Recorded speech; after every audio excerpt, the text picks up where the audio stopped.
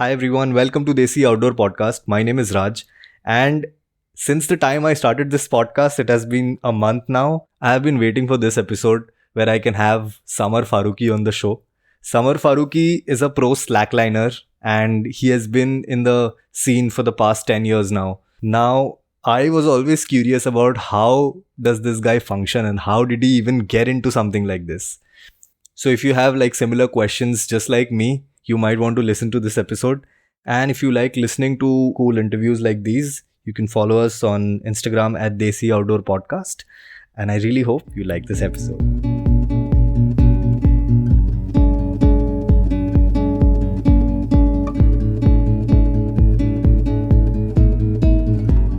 Hi Samar, welcome to the show. My pleasure. Thank you for having me. So Samar, in the times of coronavirus where everybody is staying indoors, how does an outdoorsy person like you kill time? Well, technically, if you look at the definition of adventure, or if you conventionally look at what adventure is getting out of your comfort zone, right? So for me, I think this is one of the biggest adventures I've been a part of because I am, like you said, I'm an outdoorsy person, which I really am. So being just tied down to one place is really, really not my comfort zone. So just like everybody else, it is also a struggle for me. But at the same time, there's not much you can do. Like it's a world pandemic situation. So yeah, currently I'm engaging myself with a bunch of TV shows and just a lot of time wasting. Really, I'm watching a lot of shows. It's not even fun, man. Oh yeah? Which show are you watching these days? Oh, I just finished watching BoJack Horseman. It's really brilliant. So yeah, that's the last thing I watched. Otherwise, I'm watching a little bit of Brooklyn Nine-Nine just for fun. Oh, I love watching BoJack Horseman, man. It's so nice. So let's talk about slacklining. For our listeners who don't know what slacklining is, can you explain what it is and how did you get into it? Slacklining is basically a flat rope which is strung between two anchor points, usually trees, which you walk on, you can bounce on, jump on.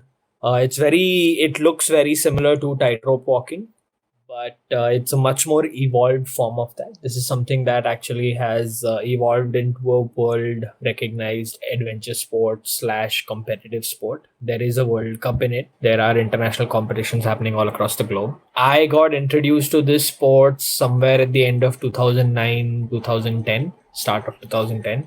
Just a friend introduced me to it, and I found it very simple but hard. Like it wasn't easy to balance, but at the same time, when you try it, you feel like, oh, I can do better. Oh, I can do better. That feeling, which is a very positive feeling that I can do better. And then you put the effort in, and then you actually see yourself doing better and progressing. So this happened in 2010, and here I am like in 2020, and I still think I can do better. Sounds like you've been through an amazing journey in the last 10 years. It has been. It definitely has been. Very thankful for it. So, are there like different styles of slacklining? There are multiple styles of slacklining. The simplest way to categorize slacklining is one is over land, which is called slacklining. The other is over water, which is called waterlining. And the third one is above heights, which is called highlining. Now, within these categories, there are multiple types. For instance, on the land one, on slack lines, on slack lines which are strung up on just between two trees or something, you have really tight lines, which are called trick lines, which are used for bouncing. You have like just barely tightened lines, like little tight hand tension kind of tightness. They're used for just basically walking and doing yoga moves on it and whatnot. Apart from that, if you make a slack line really long, it becomes a long line. So this is not a very simple thing to just be like, okay, theme category. But if you have to categorize like land lines, water lines, and high lines, and within them there are a few types. So, is there a style that you prefer over the others? This is a very interesting question. I'm not gonna answer it straight away कि ये अच्छा लगता है. Because the essence of slacklining, once you actually start slacklining and you really get involved with it, you start to realize that the tightness, looseness, height of it, being over a water body, being over ground, all of that doesn't matter. Your balance comes from you. So it is more of an internal and a physical and a mental thing that you have to engage yourself in, which shows you that you're capable of achieving balance. Doesn't have to be on the ground or in these only conditions. Matlab, once you realize that your balance comes from you, then you realize that okay, yeah, like I can balance on whatever. And yeah, that's my logic to it. So I enjoy most kind of slacklines, but if I just have to pick, I would have to say highlines because that's really fun. It's a lot more scary, conventionally looking. There is a lot more fear that you feel, and yeah, it's a lot more challenging because just a little bit of added height makes the world of a difference. I have to say, highlining looks so intense. Whenever I see your videos, they literally make my palms sweaty, man. So yeah, exactly. So you can understand the reality, जो feeling आती है. That's the kick of it. Okay, so what according to you is the most thrilling and exciting part of being a slackliner? The thrilling and most exciting part is the adventures I get to go on. And yeah, absolutely. The adventures I get to go on, the people I meet through it. Like, I've met people from all walks of life because of this. I'm pretty sure it's the people. Like, yeah, the adventure bit of it is amazing. It's awesome to feel adrenaline and to overcome that adrenaline and to overcome that fear. But at the same time, there is so much inspiration that you draw through the community and through the people you meet in your adventures. Yeah, that put things overall in life into perspective, which is quite fun. Speaking of the community aspect, you have attended quite a few slacklining festivals. So, what was the experience like? I've actually organized a couple of festivals. Like, I had my festival in India called Between Years. Then later on, as a community, we did the Great Indian Highline Gathering. Otherwise, internationally, I was invited to festivals in Lebanon and Sweden to help be a part of that. And again, the festival thing also just rotates down to a community. It's because things are a lot more fun when they're shared. So the essence of a festival and a gathering is not, I mean, yes, for some people, for some parts of it, it is getting really into the sport and being the best at the sport and pushing yourself in the sport, which is also a drive. But that drive only comes through inspiration. When I see a new slackliner who is getting onto the slackline for the or onto a highline for the first time, and I can see how they're struggling with their fear, like shakal pay, like you can see it on their face that they're afraid. But at the same time, they don't want to give up and just be like, okay, I'm done. Even if they do just give up and be like, okay, I'm done, and they'll go out and then they'll come back to it. I mean, it feels like when you're starting off highlining and stuff, it feels miserable. It's a very, very scary feeling. But people consciously going and putting themselves in that situation and again and again and again for the outcome, which is a better version of themselves, that sort of is inspiration. So that's why festivals and things like that are a great place to meet people who can teach you a thing or two about life or about tackling problems or overcoming fears, however you will. I personally feel that being a part of a community enables you to teach and learn at the same time. And I know that you have some teaching experience with refugee and school kids. So, how did you get into that? Can you share something with us that you learned while working with the kids? So when I took the decision to become a professional slackliner and come back to India, so this was one of the goals I had set for myself, that I want to spread the value of the sport and the sport because there is purity in it, and that is where it's at. Like, it's not about making money through the sport. It's about the positive values that help us live daily life that I'm getting from the sport. So with that in mind, I actually wanted to spread slacklining to whoever and however I could. And obviously, at the same time, you can see it visibly in India, in other parts of the world, in war-torn Syria, this and that, that that there is a lot of disparity because I come from privilege, alhamdulillah. Like, does not mean that like I should just sit on my ass and be like, okay, हाँ ठीक है सही है, I've done my bit because I've gotten it. So there is that balance need that thankfully the sport itself gives you, and then I wanted to give back. I wanted to spread that to kids who could actually use this. And having worked with, like, sorry to discriminate, but with rich people or with corporates and things like that, most of these people are idiots. sorry, I mean, you can keep it, can edit it out. I mean, because you think it's an absolute fact. Like, just because they're in a walk of life where their bank balance is going up, oftentimes, I'm not saying all of them are, but I'm just generalizing. Like they think, okay, haan, theek hai, there is no value we can gain from it. So there is a lot of ungratefulness that happens when I work in those kind of things. I mean, I feel like, okay, these people are just doing it because they're made to do it.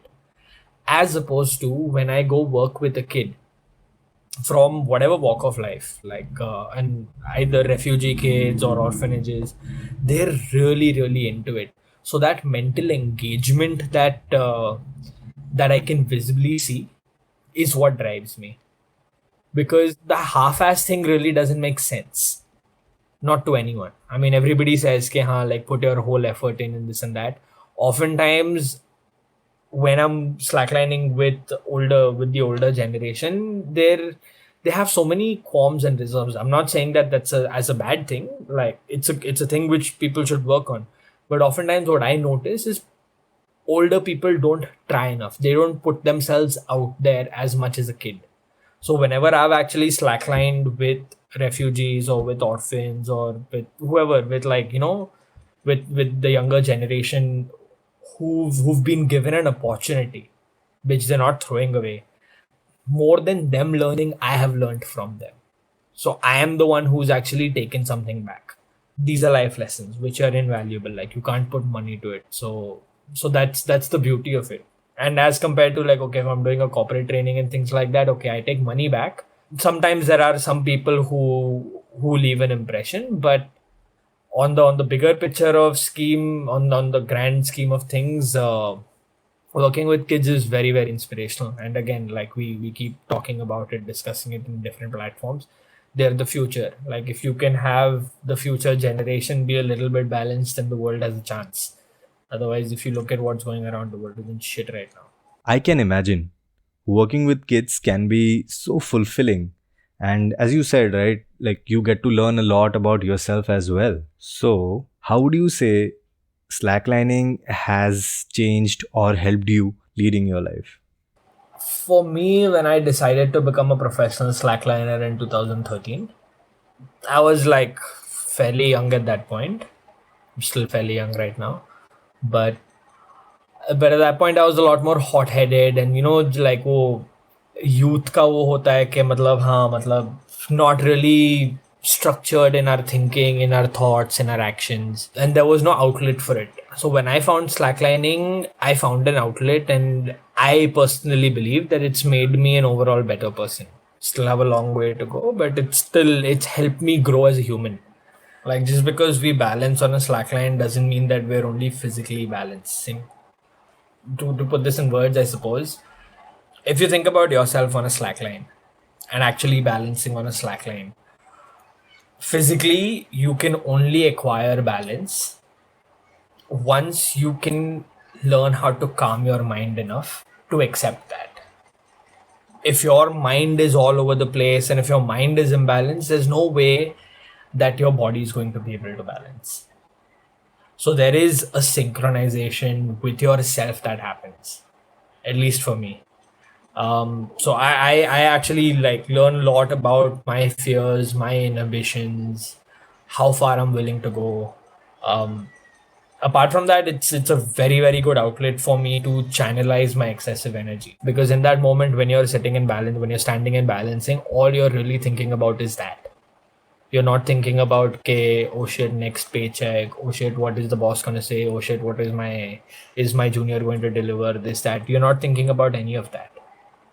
You're in that moment, all you're trying to do is breathe and keep balanced. So which is quite nice actually. So if I would have ended up in a corporate job, I would not have had an outlet for my energy. So, since you clearly have a great amount of experience in slacklining, what are the career options in it? Can someone in our country make good steady money out of it? This is a very, very funny time to ask this question, man. Considering the whole world economy has sort of collapsed. And so before this, I was making a steady living. And from time to time, I would employ people with a good slackline skill, and I would pay them for being slackliners. So that would entail, like, yeah, sometimes I'd employ my friends who are good slackliners for a corporate training, for a show, for teaching kids, for whatever. So there is slash was a model that I'm trying to build where I see that, like, yeah, okay, it there is opportunity in it, but at the same time you got to recognize that this is very, very niche. And having said that, and let's just put a disclaimer out there, like, what I'm talking about is pre-corona, because with corona and how the world has changed, it's an unprecedented situation. So, like, I can't comment at this point about that. Yeah, that's true. At this moment, nobody really knows how the tourism and outdoor scene is going to change in the near future. Exactly. So, apart from slacklining, what kind of other outdoor activities are you into? I want to actually scuba dive a lot more. I've not really scuba dived. I need to get myself a paddy. I do a little bit of kite surfing, thoda bahut paragliding kari hai. I'm not talking about tandem experiences now. Most of these things I'm talking about doing it yourself. Skydiving is something that I'm really, really inclined towards. I really love skydiving. Apart from that, I used to rock climb a little bit. I haven't climbed much in quite a while. Trekking and things like that, I don't even consider them as a thing these days, because these days every time I go, like, a trek is like a automatic added part to going highlining. So, but obviously trekking, going walking in the mountains and things like that, but that's obviously there. Do you have like a thing for sports that has anything to do with heights? It's not just about heights and jumping off things. It's adventure. So my education is in adventure tourism management. So while I was studying this in New Zealand, I got an opportunity to do pretty much most of the adventure sports under the sun. So I've been fortunate enough to try all of these things which people only see about on YouTube and whatnot. I've been fortunate enough to try them hands on firsthand. And yeah, that's when I actually picked slacklining to be my professional career path. So, was slacklining a part of your curriculum there? Slacklining? No. No, we weren't taught slacklining as a part of the course. See, what you got to realize is that slacklining is an absolutely new sport globally. Like, for instance, rock climbing has existed for quite a long time. Trekking, mountaineering have existed for centuries. You know, like, slacklining, on the other hand, was sort of born in the 80s, 70s, 80s, 70s, I think, and on a very small scale. Tightrope walking has existed for a very long time, but the current format of slacklining, which is the equipment where it's a lot more bouncier, it's more dynamic, it's stretchy, this form of it only came about in 1970s, and it didn't really kick off till 2010, 2011.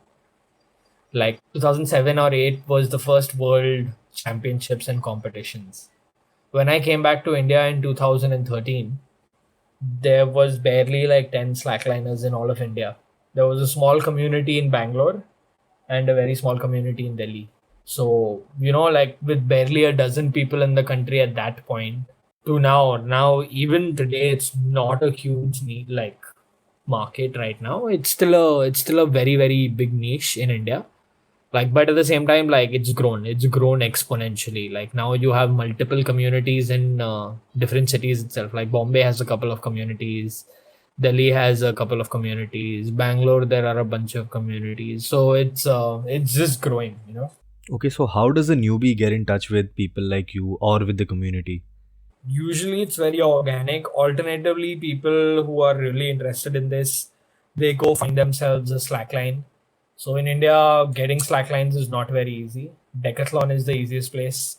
And apart from that, a friend of mine, Slack Mitra, Naveen Devnani, he sells some slackline. So, just get yourself a slackline and then try and reach the nearest community near you or nearest people near you. And most of this is happening through Facebook, WhatsApp, and things like that. So pretty much just connect with one or two people that you know who slackline, and then they'll just connect you to the community, because we're not a mainstream sport. We're not something which is widely recognized, acknowledged. None of that. There isn't an organized platform or something like that where you can just be like, okay, let's do this. Okay, so for our listeners, I'll add some links to the show notes so that one can get in touch with Samar or Slack Mitra. So, Samar, you're also a poet. Tell us a little about that. I've been writing for a very long time. I have been writing in my Dear Diary slash journal since the ninth standard.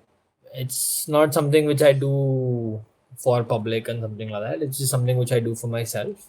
At times, like, you just want to express and things like that. So, some of it which I've just put out there, like which you've seen on Instagram. So, it's just something I do. I actually do enjoy writing quite a bit from time to time. It's not like something I do every day or like regularly, but it's that artist vibe. Like, when I feel like writing, I'll write, and then there'll be days and weeks and months where I won't write. So, tell me something. What would you be doing if you were not a slackliner? Man, this is the same question I've been thinking about for the last 2 or 3 months, because it's all Corona time and whatnot. I actually don't know. Like, so my education is in adventure tourism, and as a whole, that industry has taken a giant hit right now. Nobody's doing any adventure tourism or tourism for that matter, because it's just not pragmatic. So one of the things which I'm considering is maybe just wait it out and see how things go. And the alternate options which you have to consider, the backup plan is be like, okay, theek hai. I mean, like you said, like, I can write. Maybe I'll just start writing for some people. So that's another option. Again, this depends on the world and tourism opening up. I'd actually be looking for a career maybe in skydiving or something of that sort as well. I don't know. I'm actually a very, very open person. I'll work in construction if I have to, man. So it's no problem. That's so cool. So, what's next on your slacklining journey? Do you have any upcoming projects that you're looking forward to? There were two projects which actually those were the only two things that I was actually working towards. One of them is a CSR project where slacklining gets introduced into the schools, orphanages, and into the system, where we take slacklining to schools. We give the school a slackline or a few. We teach them how to slackline, how to set it up, how to take it down. We teach them the basics, and then they can continue the sport. And then a few months later, we can do an inter-school competition and whatnot, and actually grow it as a sport all across India. So that was one of the things which I still hope that someday this picks up again. This was my business end or entrepreneur end of it. And from the athlete's perspective, there is a world record which I wanted to try and achieve, which is a high line between two hot air balloons. That sounds intense, man. How high does the hot air balloon has to be? If it goes above 1.9 kilometers, if the hot air balloon goes above 1.9 kilometers, it'll be a world record. But for that, I need like crazy funding. And yeah, if people are listening, and if you want to get in touch for either of these projects, please do. Yeah, so these are the two. This is how I'm trying to like maintain my balance in life. That's the thing. So now we don't really know. Even if the world does open up very pragmatically, we don't really know if people are going to have these kind of funds, I mean, I don't do economy and numbers very well. I'm not that person. I'm someone who functions on passion and what I want to do. So I'm not really following economic trends, but this is something which is very obvious and which you can only see by waiting it out. I mean, I don't know what the predictions are, and I'm not keeping a track of trends, but let's see what happens. So maybe it works, maybe it doesn't. Who knows? Yeah, I hope everything gets back to normal soon and you get to break the world record. Really looking forward to it. And with that, we come to the end of this episode. Thank you, Samar, for taking out the time and giving such useful information. Pleasure talking to you, Raj. Thank you for having me. Cheers. You all can follow Samar on Instagram at FarOutSummer. I am adding it in the show notes for you all. I hope you liked this episode, and I will see you all next week.